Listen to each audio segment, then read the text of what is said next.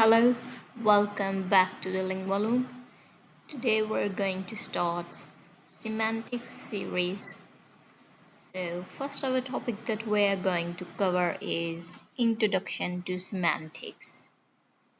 So let's first start with what does meaning even mean? So that's going to be our topic title.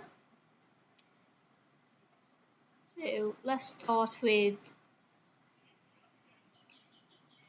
the basic definition. What is actually semantics?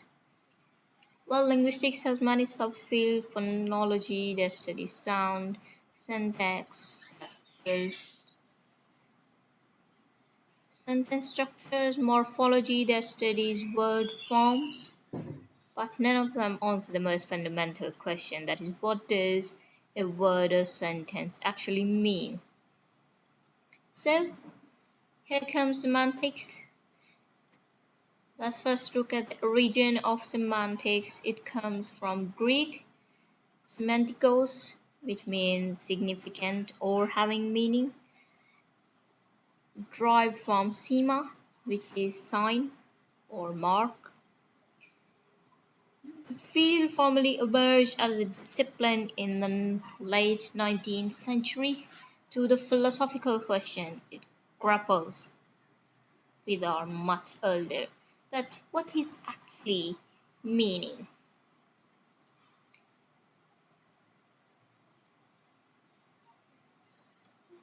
Let's look at another definition. Semantics is the linguistics and philosophical study of meaning in language, including the meaning of words, phrases, sentences, and larger stretches of discourse. That's the definition by these. So here's an analogy that think of it a way. A parrot can produce the sentence, I am hungry. A toddler can too, but only one of them mean it in a full linguistic sense. Semantics asks, what is the difference? What is it for words to carry meaning at all?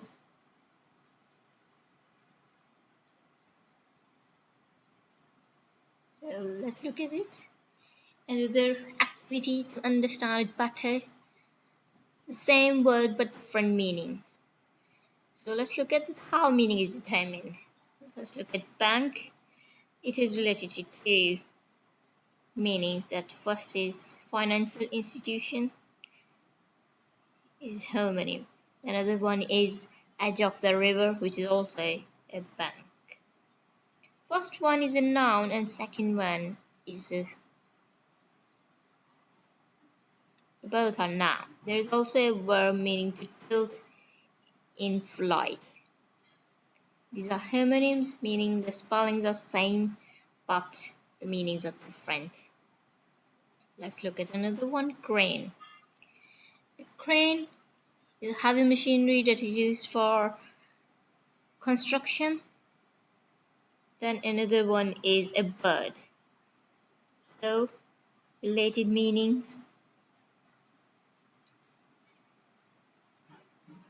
This shows that how meanings are determined depending on the uses of word. Then last one is bright. Then is full of life, the bright room. Then intelligent, which is a bright student. Then bright color, which can be red or any sparkly color. Then run. It has over 600 senses documented in some dictionaries. Some examples are to run, move fast, a run in cricket, a run in stockings. To run means manage a company, or run a ski slope. All meanings are related depending upon the usage of words in a sentence. And cool. Cool is slang for fashionable or calm and excellent, or to cool down is for verb. And one is light. First ever, it is something that is not heavy. It is adjective. And electromagnetic radiation, it is a noun when it is used in that sense. Then to ignite is a verb. Pale in color, again adjective. So some linguists treat them as polysemy, others argue that they are separate homonyms. The boundary is itself a live debate in lexical semantics. So these are some of the words that show that how meaning is really important. So let's move forward. Now here comes the big picture, which is the basic core of semantics, that is sense, reference, and context. To understand semantics, you need to grasp three fundamental concepts that are foundational in nature. Philosophers and linguists have debated these over the century, and they remain center to how we think about meaning today. So this is semantic triangle or semiotic triangle.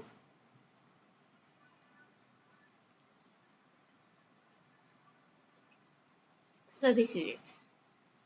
First, our is thought. It is on top or concept. It is a mental image which is in your mind. It is not outside.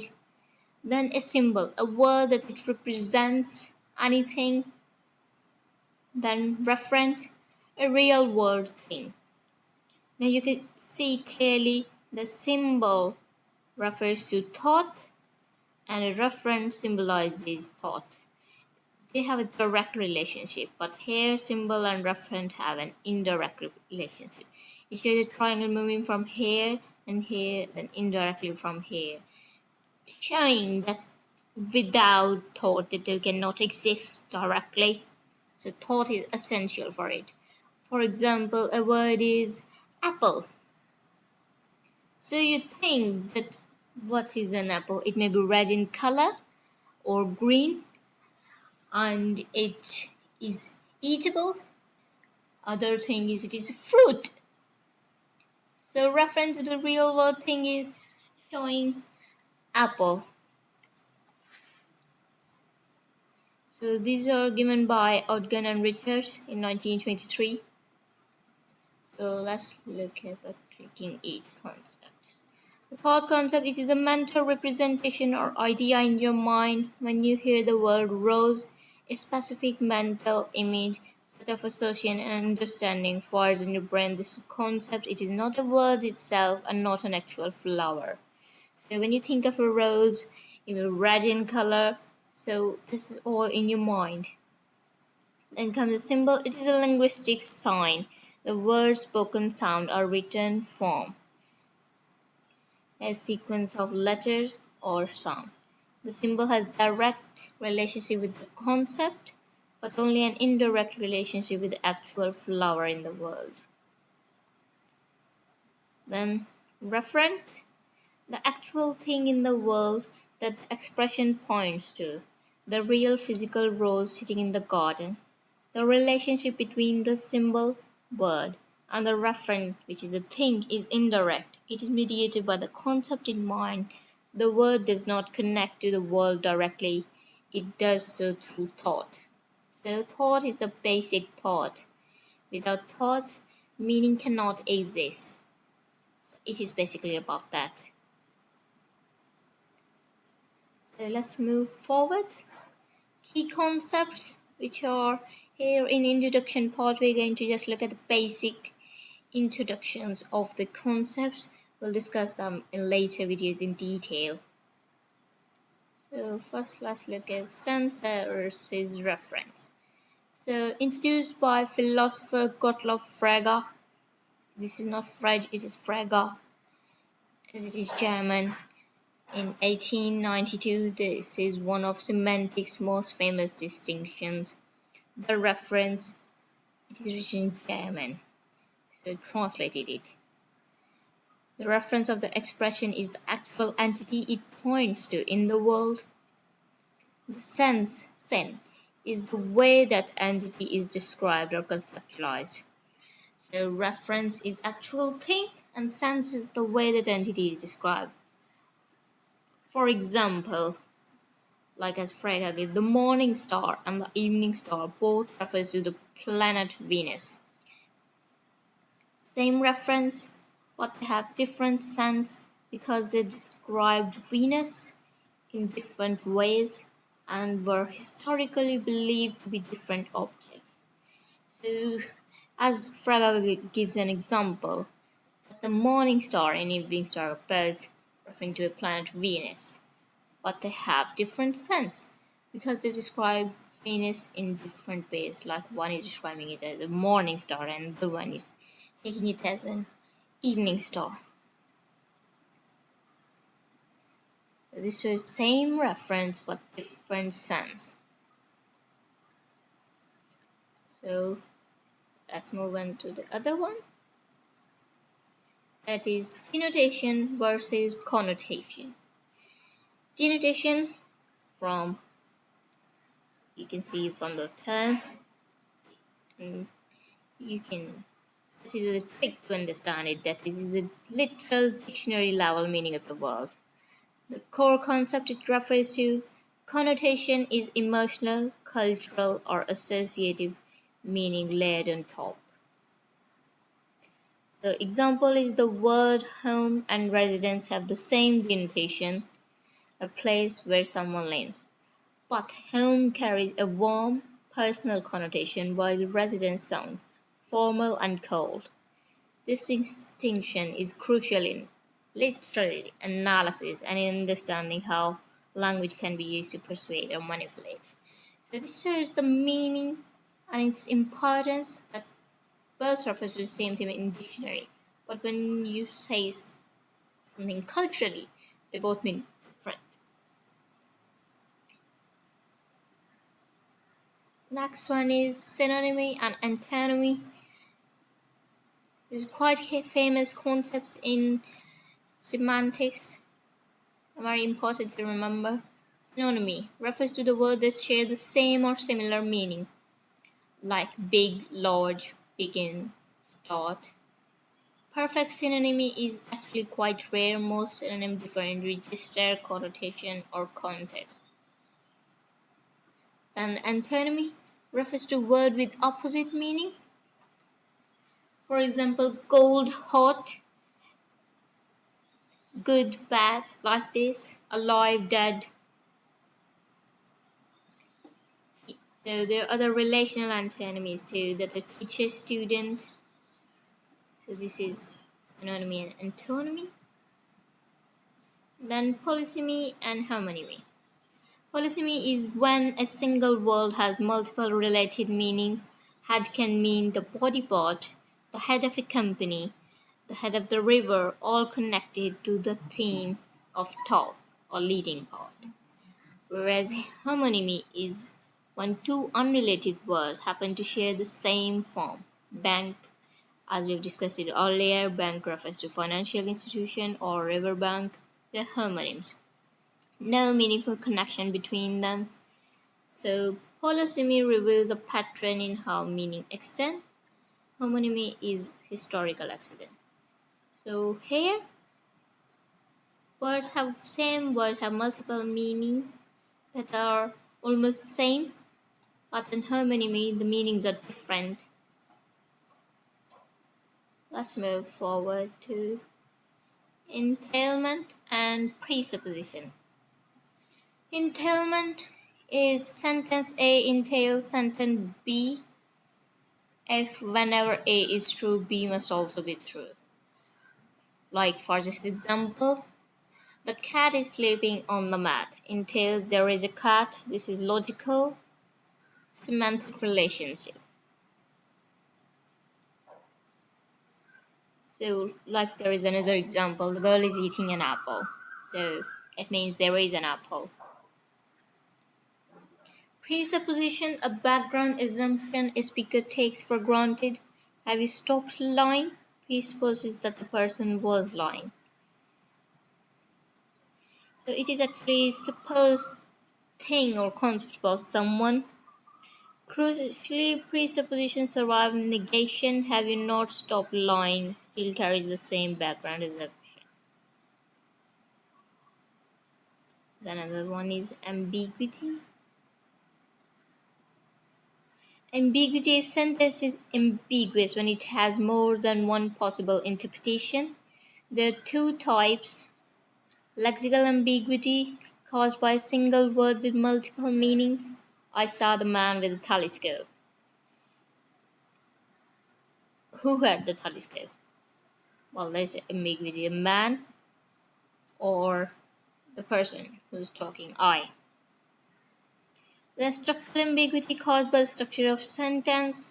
Flying planes can be dangerous. Now, is flying planes activity or the flying planes dangerous? So it shows that planes are dangerous, or actually doing the activity of flying plane, that is danger. Then move forward to ambiguity. Is same repeated because it is very important in understanding meaning. A single sentence, two completely varied meanings depending upon the interpretation of the reader. I saw the man with the telescope. First interpretation, the A is I. Here use a telescope to see the man. The telescope is an instrument in an action. So this is how it structurally looks. So when we define the meaning, we break it into chunks. I saw the man with the telescope. With the telescope modifies the verb saw. This is PP, that is prepositional phrase attachment ambiguity, a structural syntactic type of ambiguity. Then another one is the man I saw happened to have telescope. Structurally, I saw the man with the telescope. With the telescope modifies the man. So here, I saw the man with. Here it is showing the man who is having the telescope. But in the first one, I saw with the telescope a man. So it is like this. Completely different meaning, same word, same order. This is why semantics and sentence are inseparable. Because structure is important in interpreting meaning. Next, let's look at the branches of semantics. Semantics is not a single uniform field, it has several branches which studies meaning from different angles. So the first one is lexical semantics, studies the meaning of individual words and the relationship between them. Synonymy, antonymy, polysemy, this is this.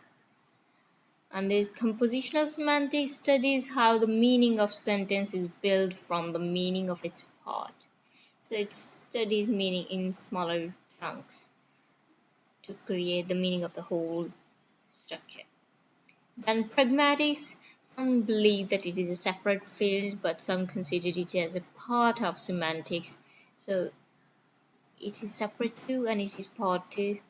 It is overlapping field. Pragmatic studies how context shape meaning, when speaker imply, when what listeners infer, and how meaning goes beyond the literal words spoken.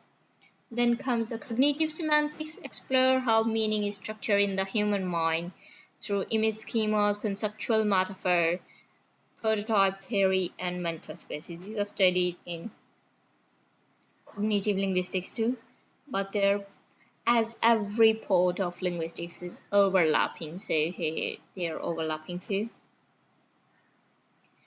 Then formal semantics use formal logic to give precise mathematical definition of meaning and truth conditions. Then cross-linguistic semantics compare how different languages crave up the world differently. Do all languages have the same semantic categories? Well, let's say for spoiler, no, but we'll discuss it in later videos. That's how meaning is different for everyone. So this is the note that I have mentioned earlier. The boundary between semantics and pragmatics is one of the liveliest debates in modern linguistics. We'll discuss it in later video. So let's look at very brief history of meaning. Scholars have wondered about meaning for millennia. Here the milestone that shaped modern semantics. 4th century, we're starting from here, BCE, Aristotle and Plato. So Plato's work, Critias, debated whether words have natural or conventional connection to their meanings. Aristotle formalized the study of logic and categories, foundational to how we think about semantic structure. So, first ever debate about meaning started from here, then moving to 1690. So it's not like that nothing is studied between them, but these are one of the famous ones that shaped the history of meaning. John Locke, an essay concerning human understanding, argued that words stand for ideas in the mind, not directly for objects in the world. So words and meaning in mind. Words and mind are connected, and that's how meaning is described. He said, not the object in the world. That's why in our above diagram, symbol and the referent has an indirect relationship. I'll show you again, so you can just here is a direct relationship between symbol and thought, but symbol and referent indirect relationship.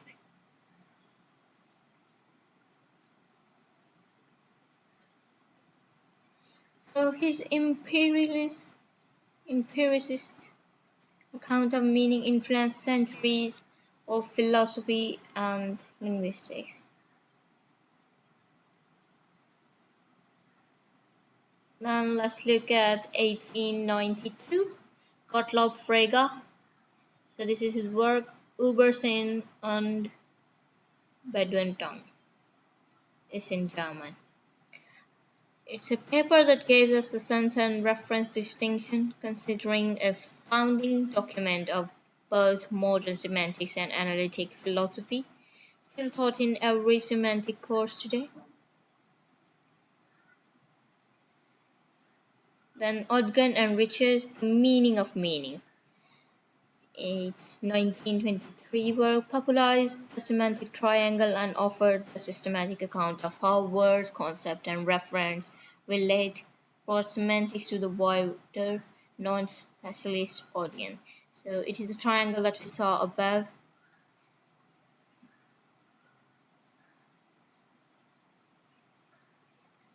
And 1960s to 70s is formal semantics emergence.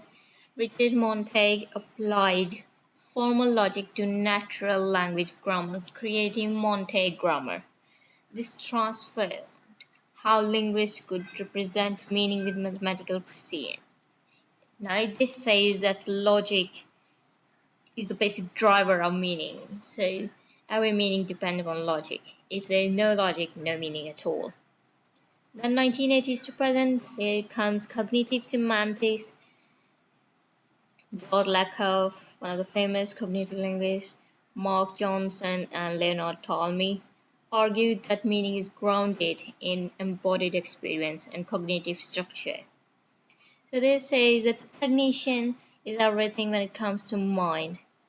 They say not abstract logical forms. They rejected the not completely relative, but said that logic is not actually that much important. Cognition is that plays the basic part here. They work on conceptual metaphor, that is, metaphors will live by in 1980 remains highly influential. Then let's move forward. That is quick knowledge test. So this is what I have prepared as just a general quick quiz for basic understanding.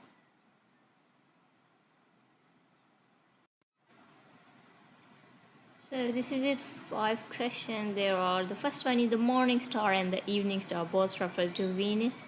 According to Frege, what do they share and what is the difference? So this is very basic and good thing about learning. So what is the same sense, different reference? Then same reference, different sense. Third option is different reference, different sense. Same reference, same sense. Well, the second and third and fourth one are already out, because if they're different, then there is no link between them. Because here it shows both refer to Venus, referring to same thing. So The answer is in the question. Both refer to meaning. So same reference and different sense. So same planet reference described in two different senses, morning star and evening star. This is the correct answer. Moving next, second, that is snake, which is a reptile, and the snake is sneaky person, share the same form. What type of semantic phenomena is this? Polysemy, metaphorical extension, polysemy related meanings, homonymy unrelated meanings, antonymy. Well, they can't be antonymies as they're referring to someone who's treacherous or tricky or cunning. So it can't be polysemy, which is related meaning. So it is correct. Polysemy, a sneaky person meaning derives from the connotation of the reptile. The meaning is related, not accidental here. Let's move forward to the third one. So this is which of the following is an example of phrase supposition, not an entailment. The cat is sleeping, there is a cat. Other one is she stopped smoking, assume she used to smoke. He ran a marathon, he ran. Then dog barked, there is a dog. Well, we have to presuppose, so it is an assumption. So here goes presupposition. Survives negation. Whether she says she stopped smoking or she did not stop smoking, the background assumes that she's used to smoke. The fourth one, from which Greek root does the word semantics derive? Logos, reason, word, pragma, which is a deed or act, then sema, sign or mark, then morph, form, and shape. Well, this is not it. Logos can't be pragma, it's related to pragmatics, then it's a sema. Sign, mark. So this is what we have discussed in the starting. Now let's look at the last one. Which branch of semantics use formal logic, predict, calculus, modern theory to represent meaning precisely? Lexical semantics, cognitive semantics, formal semantics, or pragmatics? Well, formal logic coming from formal semantics, so the answer is in the question. So it's pioneered by Richard Montague, used modern theory and lambda calculus to define meaning with mathematical rigor. So these are the questions. You can even use them to get to understand concept. So this is it for today. First ever topic that we have covered. What does meaning even mean? I hope you understand it. It is Introduction to Semantics. So, thanks for watching. Please do like, subscribe and share, and do comment, as it has got to do with YouTube algorithm. It means a lot. It keeps us motivated to create other videos too. Well, that's it for today. Have a good day.